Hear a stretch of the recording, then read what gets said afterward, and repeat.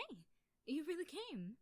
Thank you for coming all the way out here. I honestly wasn't sure if you would actually do it.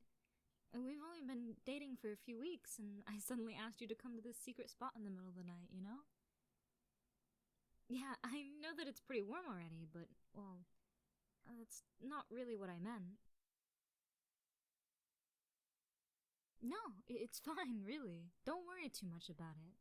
Oh, I'm sorry for just letting you stand around here. I prepared a blanket for us over there. Please, sit down. Do you want a pillow or another blanket to keep you warm? A pillow? Sure, I'll get it for you. Here you go. Are you comfortable? That's good. That's good. Why did I ask you to come here?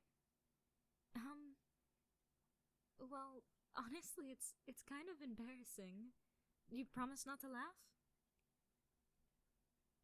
You're right. It's a bit too late to ask that now since you're already here and all. Well, I wanted to go stargazing with you. The weather report said that tonight would be a clear sky, and since it's a new moon, I thought it would be the perfect opportunity. You agree? Do you want to, do you want to lay down next to each other and watch the stars then? My eyes? Sparkle like the stars? No, you're supposed to look up. Don't look at my face, it's embarrassing. There's lots of prettier girls out there. Girls who don't spend all day at the library or studying at home. You don't want any of these girls? You think I'm more... No, just shut up, please. Eyes up into the sky, okay? Don't look at me. I'm too embarrassed right now.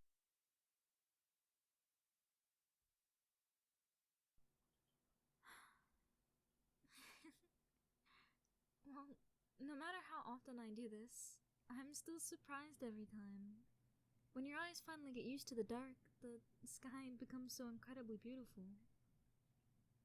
Oh, yeah. I regularly look at the stars. But not always like this. I only do it on special occasions. Um, with special people. Nothing. I just said that I have a telescope in my room, which I use almost every night. I just really enjoy looking up at this infinite sky and the countless stars in it. It makes me feel insignificant and important at the same time, you know? Sort of disconnected from the world, but strangely connected in a way I can't explain. Yeah, looking up at the sky calmed me down a bit. It just has this effect on people. Or on me, at least. How about you? Are you comfortable? A bit cold. Wait here, I'll go get a blanket. Cuddle? For warmth? Is that why you didn't want a blanket before? You really planned this all along, didn't you? Well, fine. we can cuddle a bit. Uh, can I lay my head on your shoulder? Uh, Thank you. I kind of wanted to do that ever since we met, to be honest. Your shoulder is so comfortable, and I feel so safe in your arms. Is it warm enough for you? You never were cold to begin with. You really are a tease. So, how about you? Do you ever go stargazing? Not as often as you want to, huh? I guess it's like that for a lot of people. Everyone can appreciate the universe's beauty, but most don't take the time to actually enjoy it. Do you know anything about astrology or astronomy?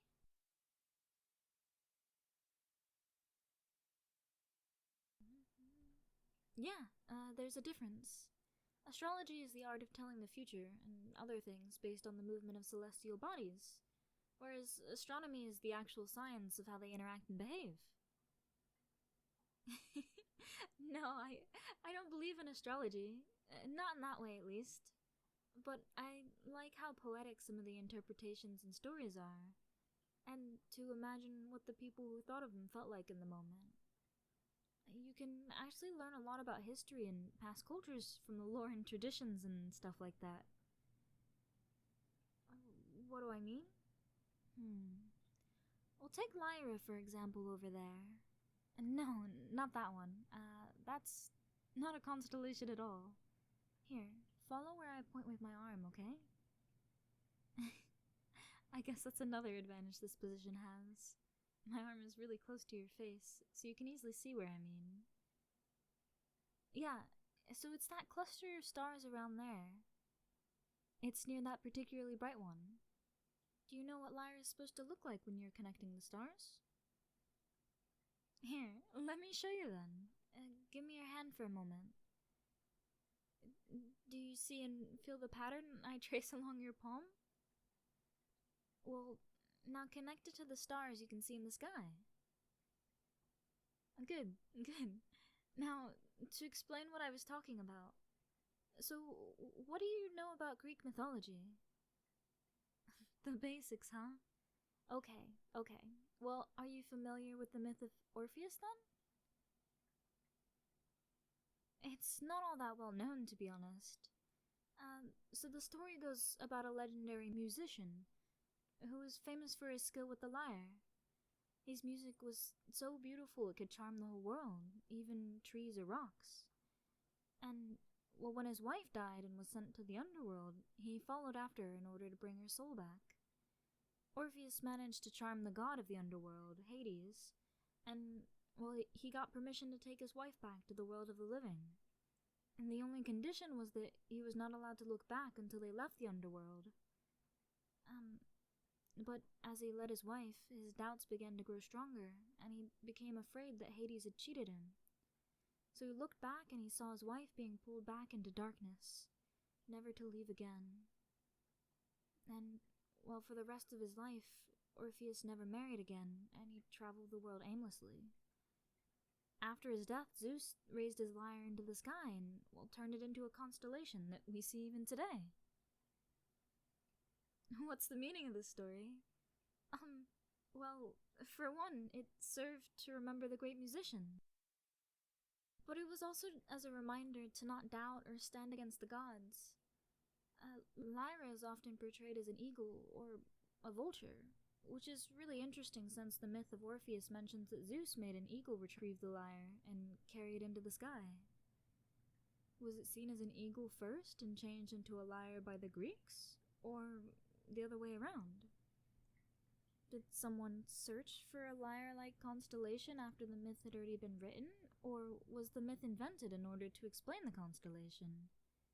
The Arabs record the same spot in the sky as a diving eagle, so did they influence the Greeks, or did the Greeks influence them? There are so many questions relating to myths which influence our understanding of real history. And you're looking at me funny. Oh, sorry, I guess I was rambling again. Do you want to talk about something else? Or we could also just look into the sky without talking at all. You like to hear me talk? But why? All I ever talk about is this historical or scientific stuff that I learned about in books. Wouldn't you rather talk about yourself or things you find interesting?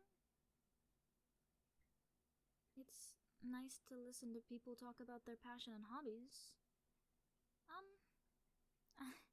I don't know about that. My previous partners always got upset when I tried to explain this stuff to them, and they told me to be more quiet. So I learned to stop myself before I got too deep in any explanation. This time I just... sorry, I kinda lost control because of how comfy I felt with you. But it's okay. Really, we can talk about something you want. Are you sure about that? I always felt like people prefer it when their girlfriend doesn't talk too much and just sort of looks pretty. One of my exes actually told me that directly once. Oh, no, I didn't break up with them for that. They broke up with me a few weeks after that, to be honest. Probably because I didn't listen to them, and I wasn't quiet enough. They seemed pretty upset with me. They called me pretentious and annoying and ugly and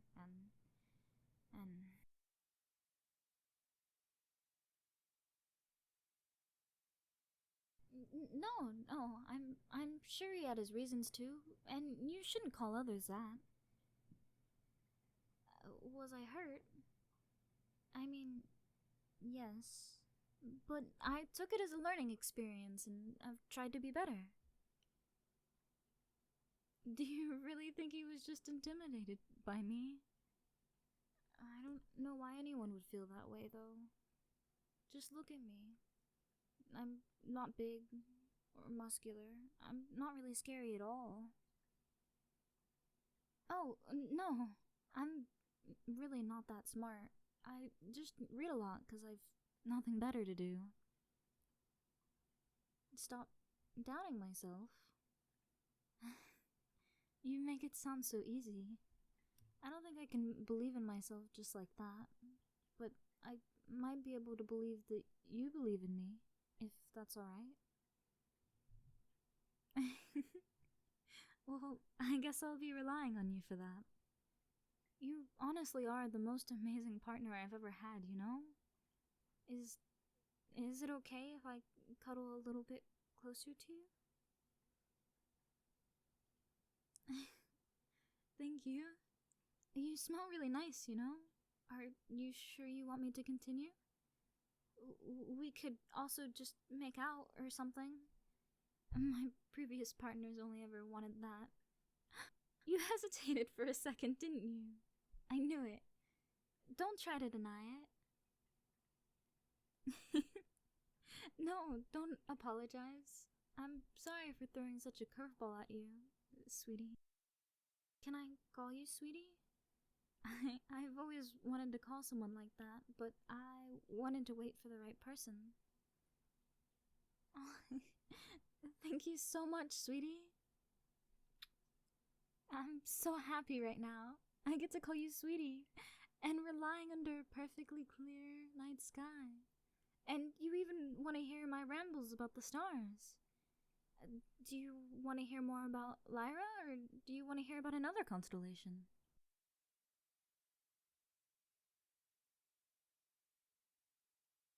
Oh, yeah. There's absolutely more to say about Lyra and its stars. For example, between those two stars at the bottom of the constellation, there's a ring nebula. We can't see it with just our eyes, but I actually got to glance at it with my telescope once. Maybe I should bring it next time we do this. Oh, a ring nebula sometimes appears when a star dies. It kind of breathes out giant clouds of gases that glow in different colors. It's like a last act of rebellion against the impending doom. A scream of passionate expression. Stars aren't alive, of course, but it's really poetic to think about it like that, don't you think? Well, I'm glad you agree. So, I'm not the only one. What else is there to know about Lyra? Oh, of course. How can I forget about that? And do you see that star on the very right of the constellation? The brightest one. You might have heard the name before. That's Vega. It's the second brightest star in the northern sky. It's also relatively close to us, only about 25 light years. Yeah, that's actually very close. On a cosmic scale at least. Do you see the star on the bottom of the constellation? The one near the ring nebula I pointed out. Yeah, so that one is about 600 light years away. It really puts things into perspective, doesn't it? Vega is often called the second most important star after the Sun, since so many astronomers research it. Thousands of years ago, it was actually the North Pole star. And, well, in a few thousand years, it'll be that again. I don't actually know exactly how long. I told you, I just know what I know. I'm not an expert by a long shot, but that is not the reason that I pointed out Vega specifically. Here, point your arm upward and let me guide it. Do you see these 2 stars? Those are Deneb and Altar.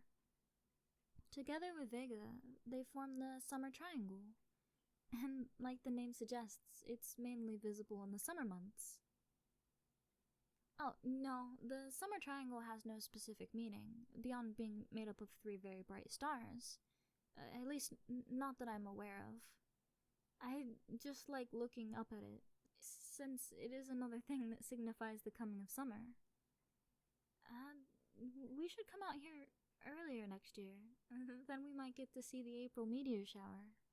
It comes by every year around the same time, and actually originates from the direction of Vega.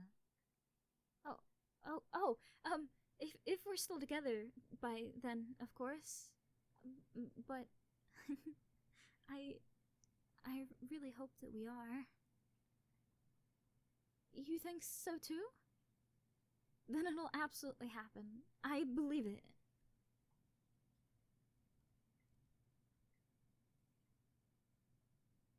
Shh. I'm waiting for a shooting star. This is the last thing we said will come true. Shush. Wait. I'm waiting for a shooting star, so the last thing we said will come true. I'm waiting for a shooting star, so that the last thing we said will come true. There was one. Did you see it? I know that was just a coincidence, but, well, I'd like to believe that it means something. Maybe that was also the reason that humans attach such great meaning to the constellations all throughout history. The thought that maybe something greater than us guides our way and approves of our actions is incredibly empowering. Why are you looking around like that? Did you lose something? You can't find Sirius? No, I'm not making fun of you. It would be a lot more worrying if you did actually find it. Right now, Sirius is somewhere behind the sun, so we can't actually see it during summer nights. Why are you so interested in it? Oh, because you heard of it before. Do you also know its nickname? Yeah, that's right. It's the Dog Star. Why is it called that? Well, for one, because it's the brightest star in the Canis Major constellation. But I think there was another reason as well. Let me think. Yeah. So you see, the ancient Greeks and Romans thought that the star had a bad influence on dogs.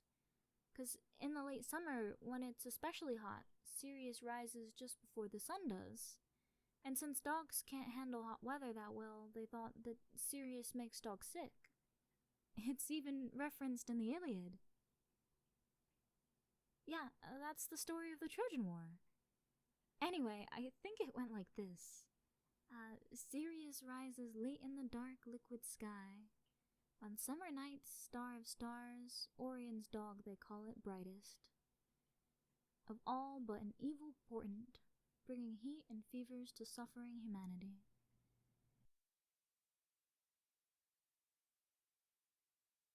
Oh, no, I definitely didn't learn the whole Iliad. Only this passage, since it relates to Sirius. What else is there to know? Are you really interested in it? You are? Oh, that makes me so happy. Did you know that, interestingly enough, the Greek and Roman civilizations were not the only ones associating Sirius with dogs? Weird, isn't it? The Chinese knew of it as the star of the celestial wolf, and many tribes of Native Americans also named it after dogs. No, not every culture saw it that way. For example, in Persian mythology, Sirius was called Tristaya, and it was worshipped as the rainmaker. Probably because it appears in the sky just before the dry season ends and the rainy season begins. Is there more to know? Of course there is. You probably know that Sirius is the brightest star in the night sky, and sometimes it's even visible during the day. But did you know it's actually a binary star system? So that means that what we see as one dot is actually 2 stars spinning around each other. But the second one is so much smaller and dimmer than the first one that it doesn't actually influence how well we can see it. Their names? You're gonna be disappointed if I tell you. The one that we see is called Sirius A, and the other is called Sirius B. Correct. Yeah, astronomers have a much less interesting sense for names than astrologers. You want to know more? Fine, I guess I can give you one more bit of trivia. Let's see. Right, do you remember the summer triangle I showed you earlier? Oh, wow, you even found it again. You really are a fast learner. Sirius is actually part of its counterpart, the winter triangle, together with Pyroxian and Betelgeuse. No, that's it. No more questions for tonight. I just want to enjoy this time with you a little bit longer, and before we have to go home. Besides, I can tell you all of this information, but it would be much better to show you. And next time I'll bring my telescope, then we can do this properly. Would that be okay with you? You won't say no to more cuddles? Well, neither do I. You're so comfortable. I really am getting tired.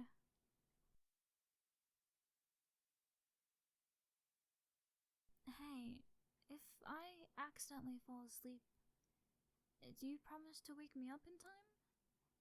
We don't want to sleep all the way until the morning dew falls. Thank you. I'm awake. I totally didn't sleep.